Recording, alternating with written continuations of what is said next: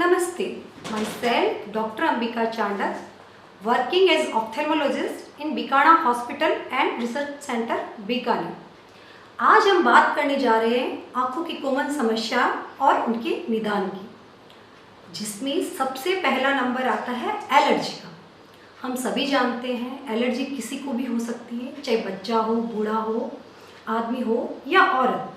और सबसे बड़ी बात है, कुछ लोगों को यहाँ के मौसम की वजह से पूरे साल एलर्जी रहती है, तो कुछ को मौसम के बदलाव के साथ होती है।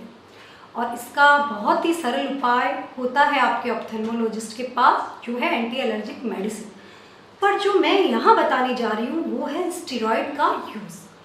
कई बार जब एलर्जी बहुत ज़्यादा होती है तो ऑप्थेल्मोलॉजिस्ट स्टेरॉइड का यूज़ करते हैं, उससे पेशेंट को तुरंत रिलीफ मिलता है। यहाँ तक तो बात ठीक है, लेकिन जब कभी पेशेंट को दोबारा वो उतनी भयंकर एलर्जी होती है तो वो सेल्फली स्टेरॉइड को डालना शुरू कर देता है।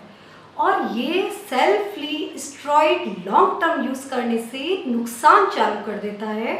वो है स्टेरॉइड इंड्यूस्ड ग्लूकोमा और कैटरेक्ट, जो कि स्टेरॉइड के ओवर यूज़ की वजह से होता है।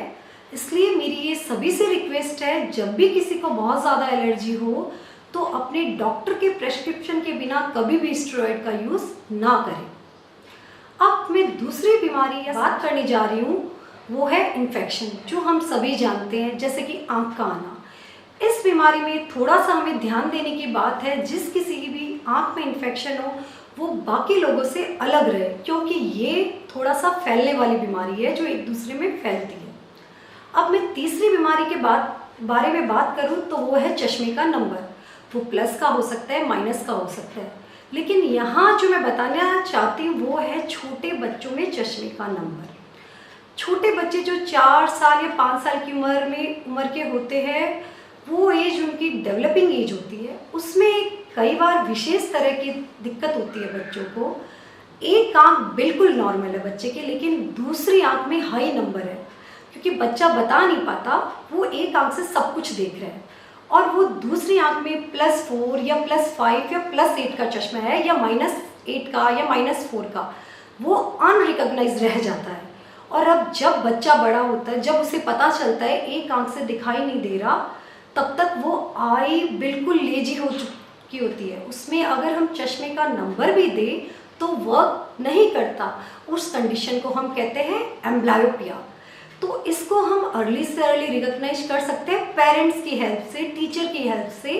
बिकॉज अगर आप घर पे ध्यान देते हो कि बच्चा दोनों आंखों से देख रहा है नहीं देख रहा है, तो आप तुरंत ऑप्थेल्मोलॉजिस्ट से मिलिए। और इसी उम्र में 10 साल की कम उम्र में अगर उसको प्रॉपर उस आँख का चश्मे का नंबर मिल जाता है या रिक्वायर्ड ट्रीटमेंट मिल जाता है, तो विज़न पूरी तरह से बच जाता है और लॉस बच जाता है हमारा। अब हम अगर चौथी समस्या के बारे में बात करें, जो सबसे कॉमन है, वो है कैटरेक्ट। हम सभी जानते हैं ये सामान्यतः बढ़ती उम्र का एक सामान्य लक्षण है और इसका आज बहुत अच्छा इलाज हो गया। मोतिया को बहुत नई टेक्निक से निकाला जाता है और लेंस डाले जाते हैं, लेकिन कई बार हमें अर्ली एज में भी कैटरेक्ट मिलते हैं, जो यूजुअली दोनों आँखों में होता है। तब भी घबराने की कोई बात नहीं है, ट्रीटमेंट सेम वही है, कैटरेक्ट को निकाल दे और लेंस को लगा देना। अब हम अगली अगर समस्या की बात करें तो वो है काला पानी या ग्लूकोमा। ये 40 की उम्र के बाद बहुत ही ज़्यादा कॉमन हो गया और सबसे बड़ी बात है, इसमें पेशेंट को पता ही नहीं चलता कि उसको ये बीमारी है क्या। इसलिए हम इसको साइलेंट किलर ऑफ द आई बोलते हैं। लेकिन एक तरीके से हम बच सकते हैं। अगर 40 साल से अबव सभी लोग, या जिसको डायबिटीज है, जिसको हाइपरटेंशन है या बीपी की प्रॉब्लम है, वो रेगुलर ऑप्थेल्मोलॉजिस्ट को दिखाए और अपने आँखों का तनाव चेक कराए, तो हम इस बीमारी से होने वाले नुकसान से बच सकते हैं। एक्चुअली इस बीमारी में होता क्या है, आँखों का तनाव बढ़ा हुआ रहता है और उसी तनाव की वजह से आँखों की नाड़ियाँ सूखने लग जाती है और विजन का परमानेंट लॉस हो जाता है। इसलिए इसको बचने के लिए रिक्वायर्ड यही है कि आप अपने ऑप्थेल्मोलॉजिस्ट को दिखाएं और तनाव का रेगुलर चेकअप कराएं। अब हम नई समस्या के बारे में जो बात कर रहे हैं, वो इसी समय में नई समस्या है जो बहुत ज़्यादा उभर कर आई है, स्पेशली आफ्टर दिस लॉकडाउन। ये है आई स्ट्रेन या कंप्यूटर विजन सिंड्रोम या डिजिटल आई डिसऑर्डर। इसमें पेशेंट को over use of mobile, laptop और डिजिटल जो भी नेटवर्किंग यूज़ करने की वजह से हो रही है, क्योंकि हम में से बहुत सारे लोग वर्किंग पर्सन हैं, वो मोस्ट ऑफ टाइम सिस्टम पे बीत रहा है उनका 8 घंटे, 10 घंटे, 12 घंटे। इसी तरह बच्चे मोबाइल पे पढ़ रहे हैं, मोबाइल में गेम देख रहे हैं, तो उनका लगभग टाइम उसी चीज़ में जा रहा है और उससे ये समस्या उत्पन्न हो रही है। पेशेंट को यूजुअली आई में डिस्कम्फर्ट होता है, आई पेन होता है, हेडेक होता है और सबसे इम्पॉर्टेंट है ड्राइनेस डेवलप हो रही है। और इस सब से भी हम थोड़ा बच सकते हैं। सबसे पहले control use of mobile, laptop, और अगर हम पूरी तरह से वर्किंग है इन पे तो थोड़ा हमको पैटर्न चेंज करना पड़ेगा अपने वर्किंग टाइम का।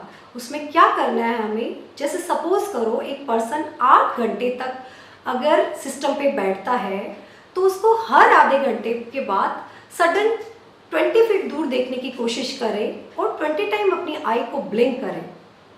इससे आपको ये समस्या जो आई स्ट्रेन हो रहा है बहुत कम हो जाएगी। दूसरे नंबर, खाने पीने में हरी सब्जियां, फल फ्रूट का खूब सेवन करें। तीसरा नंबर, अगर किसी के छोटा नंबर भी है, चाहे 0.25 का हो, चाहे 0.5 का हो, जो पहले आपको ज़रूरत नहीं पड़ती थी लेकिन अब क्योंकि स्ट्रेन रहने लगा है, उस चश्मे का भी यूज़ जरूर करें। इन सभी के यूज़ से आपकी आंखें हेल्दी रहेगी और थोड़ा सा जो डिजिटलाइज जो हमारी लाइफ है उसकी वजह से ये जो समस्या हमारे साथ जुड़ी है उससे हम थोड़ा सा निजात पा सकेंगे। नमस्ते।